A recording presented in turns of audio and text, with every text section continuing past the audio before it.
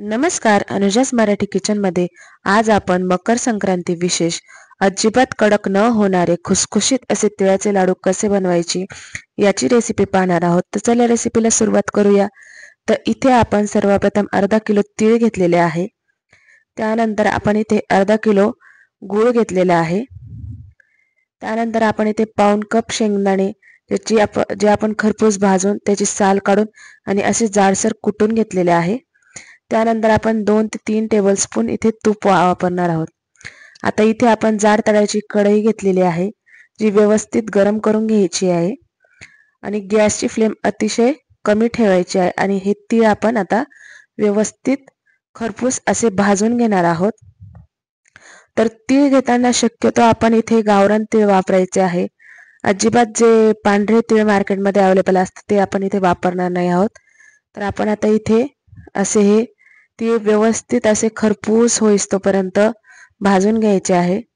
तर तीळ भाजताना ना असा चटचट असा आवाज येऊ लागला की आपले तीळ व्यवस्थित भाजून होता।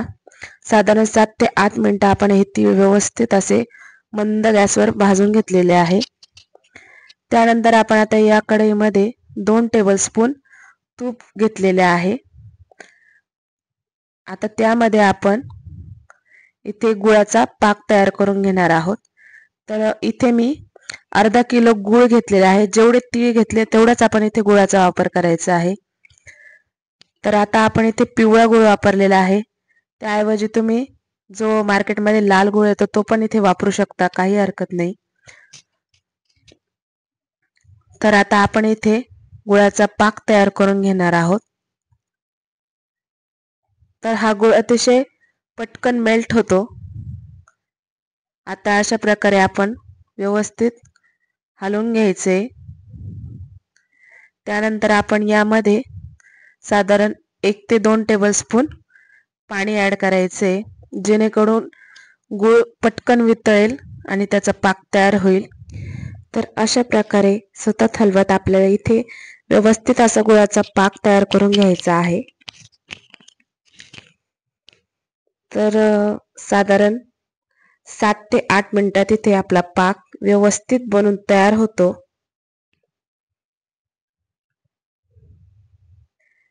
तर इथे बघू शकता आपला पाक बनून तयार आहे।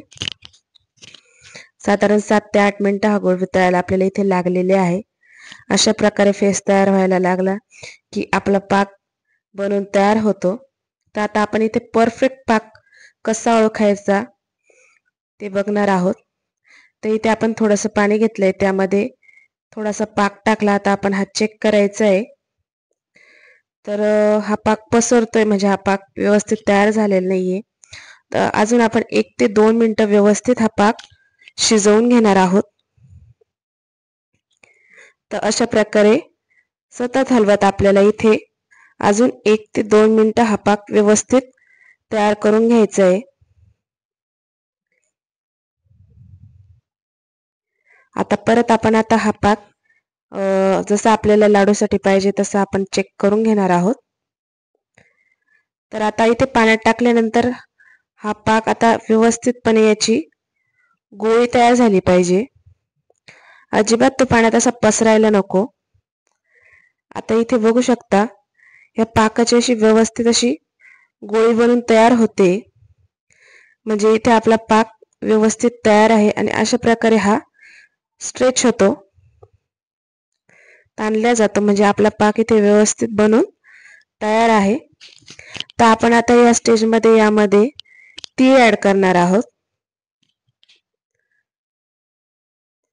तर आता आपण इथे सगळी प्रोसेस पटापट करायची आहे।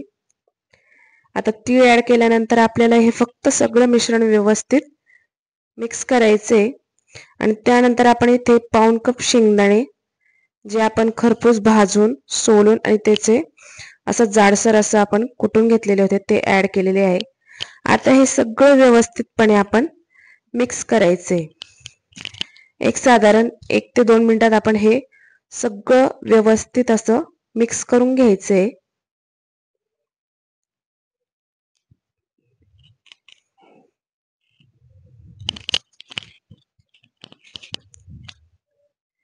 आता बघू शकता आपलं मिश्रण इथे तयार आहे। आता आपण याचे लाडू वळून घेणार आहोत। आता इथे सर्वप्रथम मी हाताला व्यवस्थित तूप लावून घ्यायचे, जेणेकरून हे मिश्रण आपल्या हाताला चिटकणार नाही आणि जास्त गरमही लागणार नाही।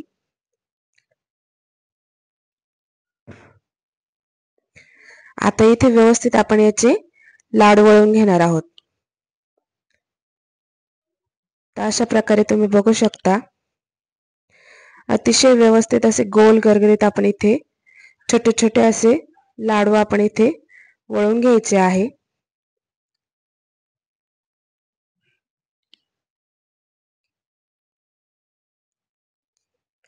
तर लाडू वळताना ना शक्यतो कढईतलं जे वरचं मिश्रण असतं तेच आपण इथे घ्यायचे। अतिशय आपण इथे खालचं मिश्रण घ्यायचं नाही, कारण की ते खूप गरम असतं।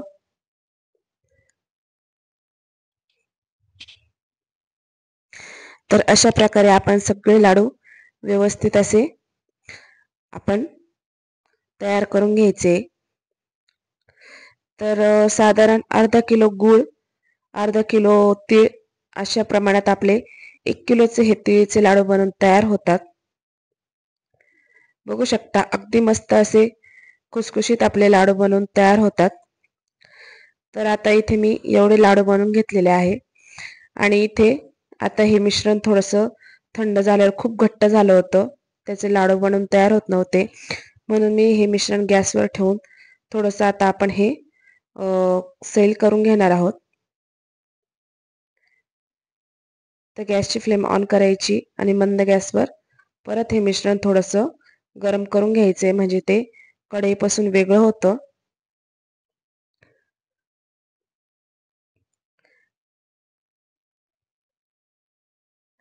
आता ह्या उरलेल्या मिश्रणाचे आपण व्यवस्थित असे सगळे लाडू बांधून घेणार आहोत।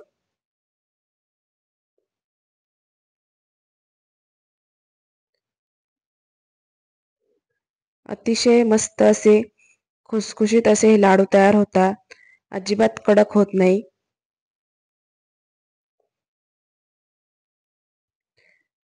बघू शकता इथे आपण आता सगळे लाडू अगदी मस्तपैकी आता तयार करून घेणार आहोत।